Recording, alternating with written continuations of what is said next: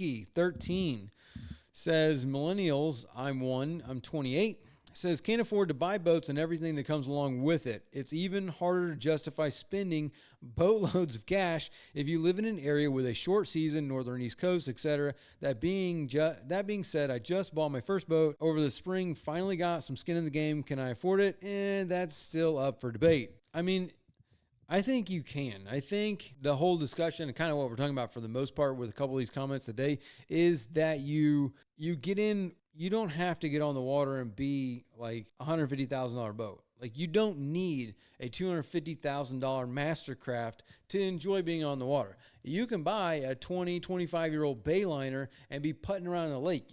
It isn't anything about the look of the boat or any of the other stuff. Like, if it's got some faded hull, so what? As long as the engine's good and the electronics and stuff work and you've got decent cushions to like sit on, like, and you're not sitting on, milk crates, I think you could easily get on the water for a lot cheaper up there with shorter seasons than, spending a boatload of cash on stuff like all the other stuff.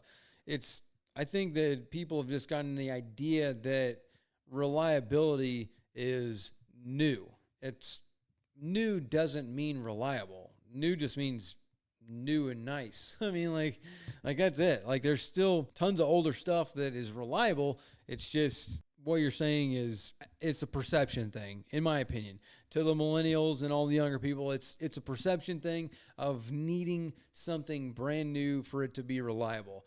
Maybe it's a skill set. Maybe it is an idea of the skill set. Whereas, when you grow up and you have to fix everything in order to have anything, then you kind of get the mentality of, I can fix anything with time and money. And you can do anything that you want to do. You just have to kind of fix it up and maintain the stuff. So maybe there's a mentality or a mindset where people just don't have the confidence in, I can take this thing apart. I can figure out how to fix it. I can put it back together. Maybe that might be a part of it. And maybe that's why people lean to buying new or lightly used within, 5-year-old, 10-year-old thing. That means that they don't have to mess with anything.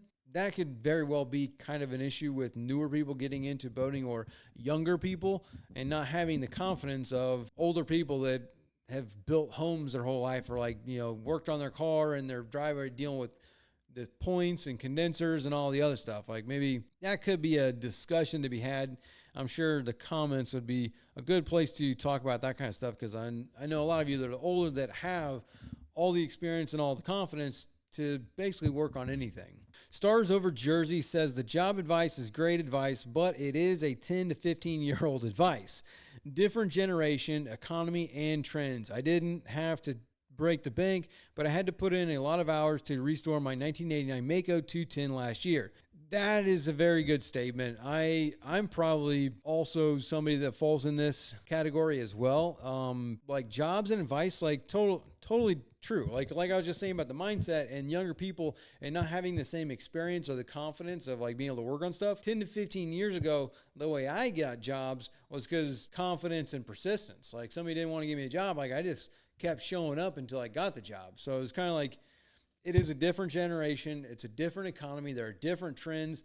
There are different opportunities than there was back then. I mean, the opportunities for people today are just astronomically different than they are, back in the day. Like, back in the day, everything was either one, informational, or two, service-based, like straight up industrial service-based work. Now, I mean, people these days, they open a drop shipping store and making $100,000 a month. It's like, it's crazy, the skill sets. And then people that are in AI, people that are in Bitcoin, like, there are totally so many different opportunities and the way people look at things that, it's different advice. Back in the day, you would want to get with a company and do like your own thing. But now it's kind of like you should really invest in yourself and your experience and your know-how in order to do what you want to do. Like, getting with a company and working with that company for 20, 30 years. I think it is different generation, different economy, it's a different time than it is today. And the corporate ladder to most people is just not, I don't do it. So, there is that. I don't know if I got anything else on that comment. I think, you don't have to break the bank, but you do put a lot of man hours into restoring the boats. Mountaineer Mine says kids are getting into boating, just not with full-size boats. Move your attention from full-size boats and over to the kayak John boat category. Okay, yeah, this one for sure. It's something that I'm not really into, but I know is a massive category. I know I've got a lot of friends that actually started in with the kayak fishing and the John boat, the micro skiffs, the John boat category, the jet skis. People are outfitting jet skis to go fishing. Like, it really is, the kayak John boat category really has grown astronomically. There's a lot of YouTubers too. They're like, their whole channel is specifically on kayak fishing.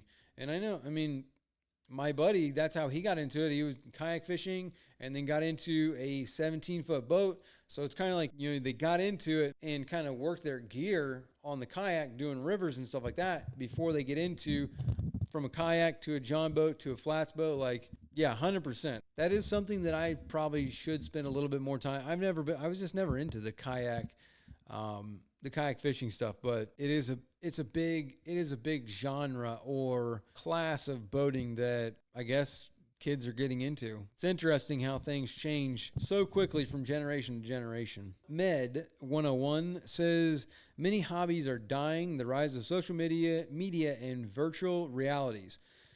Yeah, I mean, I think the hobbies just change. It's not that hobbies die, it's they change. People that have train sets or model airplanes or RC cars or like different hobbies. I think boating as a hobby in general, like look at golf and stuff like that, like hunting, fishing, diving, golf, softball, like side-by-sides, four-wheelers, ATVs, dirt bikes. Like, I don't know if the hobbies are dying. It's just they have different groups and they're warping. Like, the fishing going from like being able to get into a boat for real cheap and go fishing. Now people are doing the kayak fishing.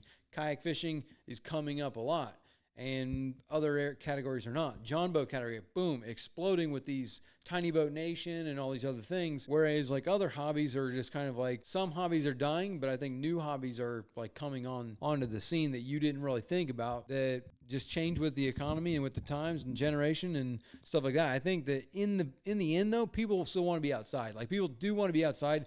Yeah, you got video games and stuff like that people want to spend a lot of times on video games. But at the same time, people that play video games still do like to do outside stuff. Like, it's not like people just in general want to spend all the time inside, unless, depending on where you live. Like, if you live in somewhere that's snowing all the time, then yeah, you might find that you enjoy being inside most of the time. But other than that, I think I don't know if I could say that there's a ton of hobbies that are dying, or they are just evolving or changing into a different genre of that hobby. Hey there, sorry to take you away from the video, but real quick, did you know that on average a boat owner will spend between $1,000 and $5,000 a year just on servicing their engine? And you could actually pocket and save a lot of that money if you would just do the service yourself. It might seem like a daunting task, but I guarantee you virtually everyone can do it with our guidance and the Boaters program. This is just one skill that you could learn inside the program, because we have hundreds of other videos teaching you all kinds of boating skills, as well as a weekly live stream where we have questions and answers with me, as well as a chat feature where you can send videos and pictures, ask all kinds of questions, or look for some advice or some guidance on a project that you're doing on your boat. You can join the program by hitting the first link in the description, clicking join, or visiting bornagainboating.com. Now back to the video.